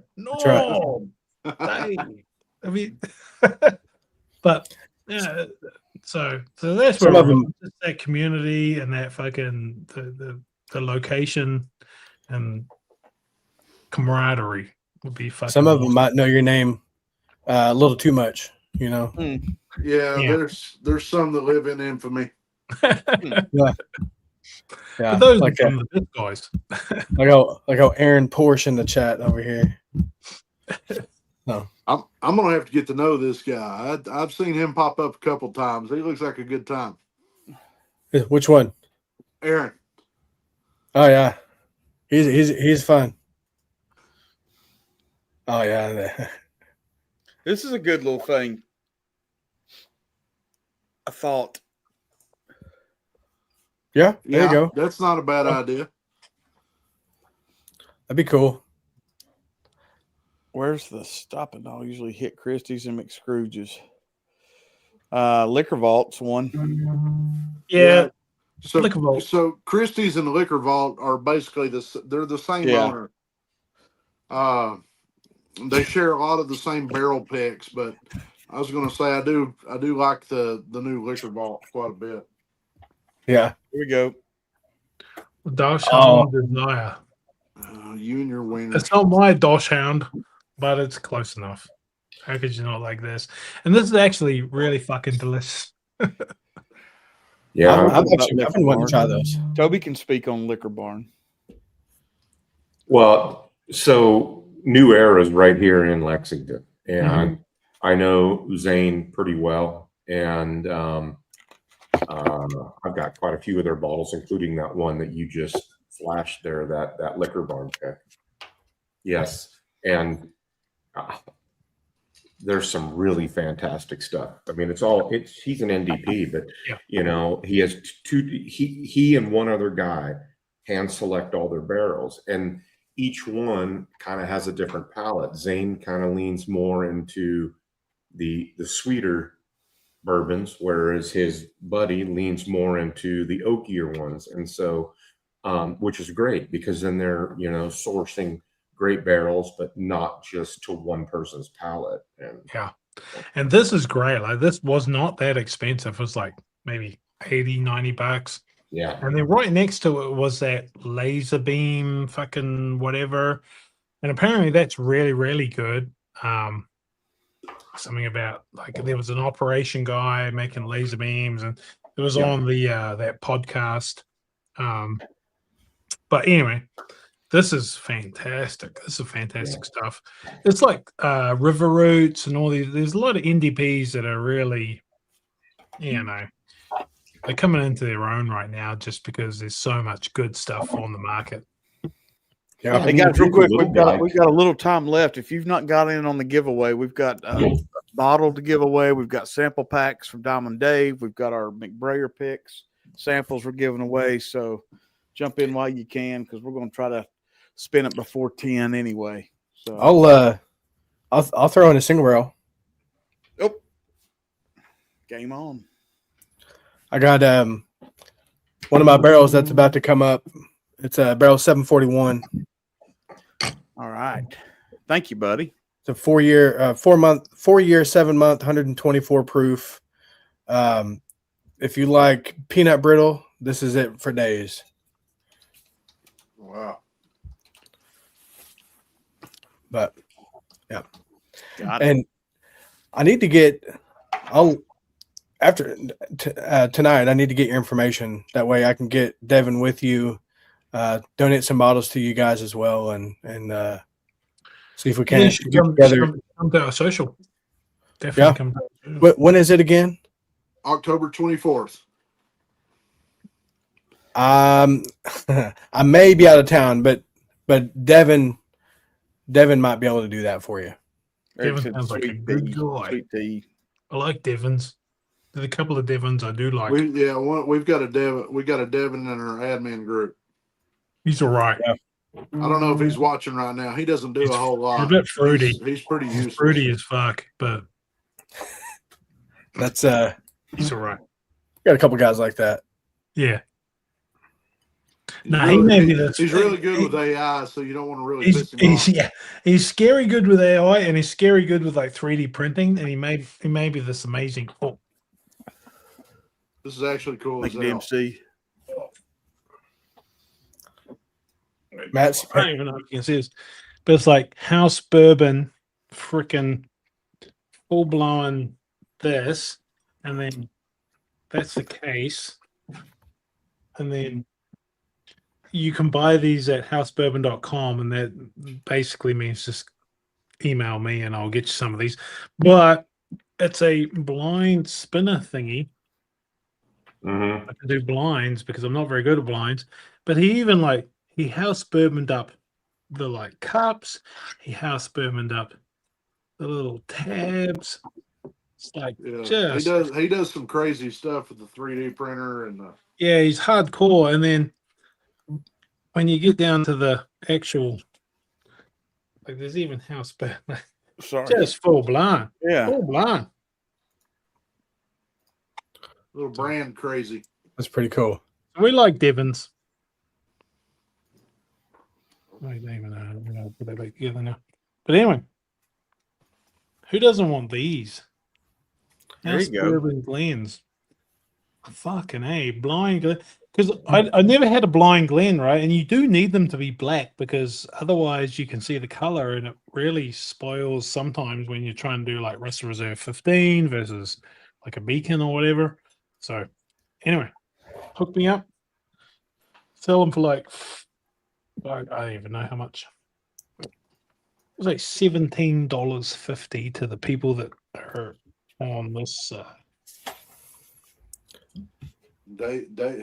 I should have known he was going to try to pimp his wares. Yeah. Well, I don't have many. I've only told my guys that I only brought 48 because I didn't really know whether or not they would sell, right? I'm not buying them. I wouldn't. I wouldn't if I were you. Eric, for the samples, I hear you. John just gets angry because every time we do a Smokey Mountain Bourbon Society label, I'll hide Oscar. He hides his wiener in there. And then, so there's the Smokey Mountain Bourbon Society label, and then there's this House Bourbon label, and the only difference is there'll be like Oscar hanging out the door of the truck, or Oscar on the fucking side of the road. Dave, where are you at? Where do you live? Knoxville. Okay. Yeah. All right, New Zealand originally. I've lived here for like 24 years, and We took him in. We felt sorry for him. Yeah, I moved to Tennessee like 2019, 2020, just before COVID, and it all turned to shit as it did. And welcome. And then I met all these guys, and I went to the Kentucky, right? Me and my buddy Eric, we went to Kentucky, and it was like it was mind opening. It was like, this is cool. This is just like, this is wineries for dudes, because I grew up in New Zealand in like a winery country, and I never really got into wine because it was it was gay and sucked, right? But you go to a distillery, and it's just cool, and the history and it was just so amazing. I loved it, fell in love with it, and then accidentally met John and James and all these other guys, and just expanded into that. And then the whole point of the channel was just like, we're doing this and we're doing stupid stuff. Just like, why are we doing this stuff? Why are we lining up? Why are we going to these distilleries? Like, we're 45 to 50-year-old men spending small fortunes on like liquor that we drink. What just needs to be documented. It just needs to be documented. We need to show other people how silly we are. Because there's other old men that want to watch videos because they're not getting to go do it. That's right. Yeah.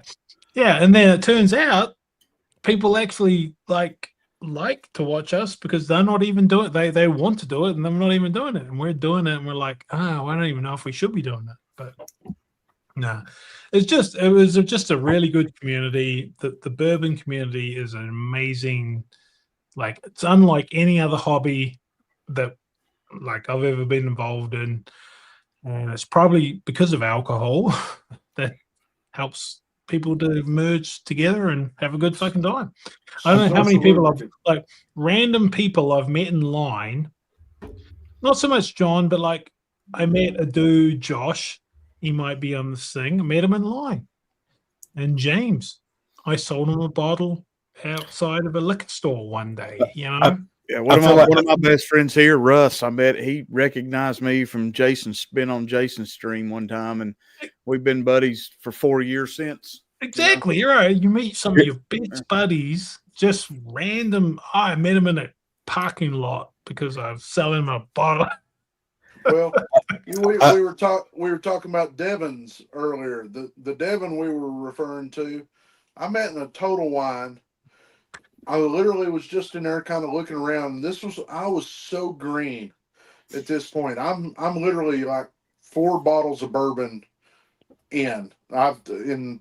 since college, right? So I've bought maybe 4 bottles of bourbon. I'm just kind of looking at everything on the walls, just kind of dumbfounded. And he mentioned to me at the time, he's like, hey, he said, I'm looking for this new Jack Daniel's barrel strength rye. They're supposed to start dropping this stuff, and I've heard it's finally coming to Knoxville. So this was back in 2021, roughly. And I'm like, well, that's cool. And neither one of us really found anything we wanted. I went down the road to another store, and sure as shit, they had that bottle of Jack Daniel's barrel strength rye.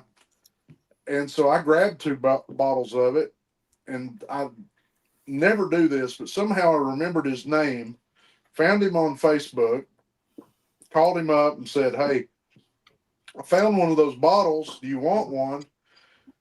And he's like, well, how much? And I'm like, well, they were $59.95. And he goes, well, how much do you want for it? I was like, well, they were $59.95. I had yet to really find out that there's such a thing as a secondary markup, that people, were charging extra for other bottles. And it kind of blew his mind that I'm willing to just kind of give this up for what I'd paid for it. But shit, we've been friends now for 5 years, just out of a meeting at a liquor store. Yeah. Yeah, it's funny. It sounds, you talk about Eric and Josh and James, and you said this. literally you could keep naming everybody in my bourbon group, right? Right. So that's them. But it's been a fun for me. My wife's from Mexico, so I was into. I'm originally from Oklahoma. I met my wife, got married. She's from Mexico. Her family got me into tequila, so I was a tequila guy first. And then moving to Tennessee, my first tour ever was at Jack Daniel's, and I was in love instantly. So from there, it was every direction you go, there's a distillery you can go see, and there's a story, and it's awesome. I've enjoyed it. What part of Mexico is she from? Puebla, southern Mexico. Oh, yeah. I spent a couple of years. We had a factory down in Mexico, just across the border. Oh yeah, it's fun. I enjoy going down there. We just spent a week at the beach down there. It was beautiful. Yeah, Mexico's a good time. All right, real quick before we spin this wheel, guys. That's right. We're gonna spin it, baby. Dave, tell everybody that's watching where they can find you. What about the videos, live, anything you do? Tell everybody where they can find you and subscribe. Yeah, check me out, House Bourbon, housebourbon.com, House Bourbon on Instagram and Facebook, and probably the most thing, Smokey Mountain Bourbon Society, SmokeyMountainBourbonSociety.com on the website, and also Facebook, of course. Same for you, John. Let's talk about where everybody can start following Smokey Mountain. Yeah, so Facebook. We do have on Facebook, we have Instagram, we have I've got a weak TikTok. I won't worry about it, but we've got Instagram, YouTube, and Facebook. Actually, if you want to see the video from last year's social, I have uploaded it to the Smokey Mountain Bourbon Society on YouTube. You can go watch that video. It's pretty cool. Kind of give you an insight to what the socials look like. We've got that coming up October 24th. You don't have to be a member to come to that event. So, once we go live with those tickets on October 1st, you're welcome to get a ticket and come join. It's just about camaraderie. Come join, have a good time. Like I said, we're expecting 25 distilleries this fall, so it's not going to be any shabby experience. They're coming. Matt said they're on their way. They're working on the next batch. Did you see Mike T there, Toby? Yep. Okay. No more super chats, Venmos. Thanks, guys. Take the spin. Let's go. All right. I think we're ready to rock. Oh, fuck yeah. Who's going to win? Who's going to win? Who's going to win? All right. All right, Toby. Shuffle her up. Let's do the McBrayer sample pack from our pick. Go. Here we go. This will include Judge Batch 5. Ooh. Oh, Mike. No. Oh, fucking. How do you say that name? We'll wait and see what he wants to do. Trey Larkin. He's got those, so let's wait and see what he wants to do. Yeah, let us know, Trey. We'll just spin again. Spin again. All right. Thank you, Trey. That's awesome. Let's go. Who's gonna win? Who's gonna win? Froze up on me. Bill McBride. I don't know if he's tried them. Is that Bill McBride? No. Was he win some McBride stuff? Yeah. He wins his own samples. As long as it's not his own samples. Now, look, hey, Marty, I'll give him something else. Let's go ahead and spin again on that one. Okay. Yeah. Dave Hanna. Somehow. Dave Hanna wins. It's rigged. Should be rigged. There you go. Fish. Perfect. Immenecker. Fish stock. Yeah. Cheers, Mark. I used to know a guy called Fish. All right, let's do the Old Glory single barrel from Matt. Thank you for doing that, Matt. That's awesome, buddy. Oh, nice. Fred Frog. Top dog. It doesn't sound like a real name. But Fred Frog. Oh, Red right. Frog. That's definitely not a real name. Let's do the Diamond Dave 12 2-ounce samples. This is he's just so good. It's unreal. Oh, man. Doc. It's good to be good day to be a fish doctor. That's right. Let's do now, last but not least, the Appalachian pick from the boys on the screen. Good luck, everybody. Go, go, go, go. Not fish stock.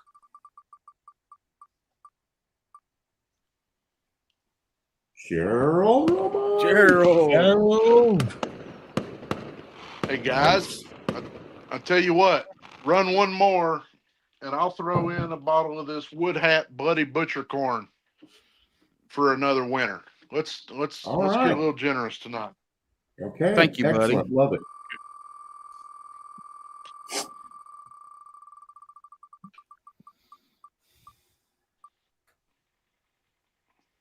Oh, Mike T.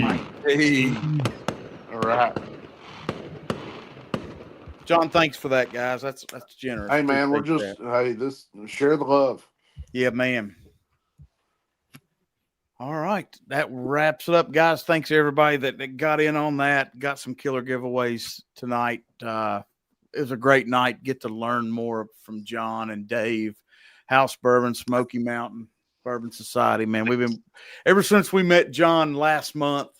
I guess it was last month, or it was last month. Yeah, it's been about a month now. Yeah, we sat down. We were at Liquor Vault and got to meet John and go through all kinds of McBrayer. Then next thing you know, I'm going up to the damn tasting counter and trying to find all his bottles they've got and trying to pour those. And Lord God, next thing you know, we were putting from the rough. But we had a big time. And but yeah, we're going to do it again. Like we said, we're trying to work out some details, John and Dave, to try to get back down there and do another big one and get it advertised and all kinds of stuff. So we'll go big. We'll go big next go round. Yeah, man, and we'll definitely keep you guys posted on what we get worked out and give you a good heads up notice. That way we can let Smoky Mountain people know what's going on and when and where to be and all that stuff, and then we'll continue with the meetup and all that great stuff. So we got to throw a shout out to Trey too, man. He worked hard. Hold on a sec, Marty. I think Doc wants us to spin again for those McBrayer samples. Okay. I'd also like to say, you guys are welcome to come to the distillery anytime. Oh, give me a holler and we'll go try some single barrels or just go try stuff. We moving all the stuff around. We found some rye barrels that are 51 rye, 44% corn, and and malted barley. And so what do you, Marty? What Doc wants is the sample pack of McBrayer that he won. He wants you to send that to Matt Carter. I got it. Okay. Oh, to Matt. Yeah. Okay. Right. You don't have to do that, but I definitely appreciate it. I haven't tried any of their stuff, so that'd be cool. Well, this is our picks, so. Oh, okay. That'd be cool. I'm excited about that. Thank you, Mark, for doing that. That's awesome, man. I'll share it with all the guys, as far as it stretches. So it'd be perfect. Yeah, awesome. All right, guys. Anything else we need to add before we close it out? It's 10 o'clock. We did great. We're 2 hours in. Fantastic, guys. I had a great time. Enjoyed hanging with you guys tonight. Yep. Thank you all. Come to the social. Check out Smokey Mountain Bourbon Society. There you go. House Bourbon.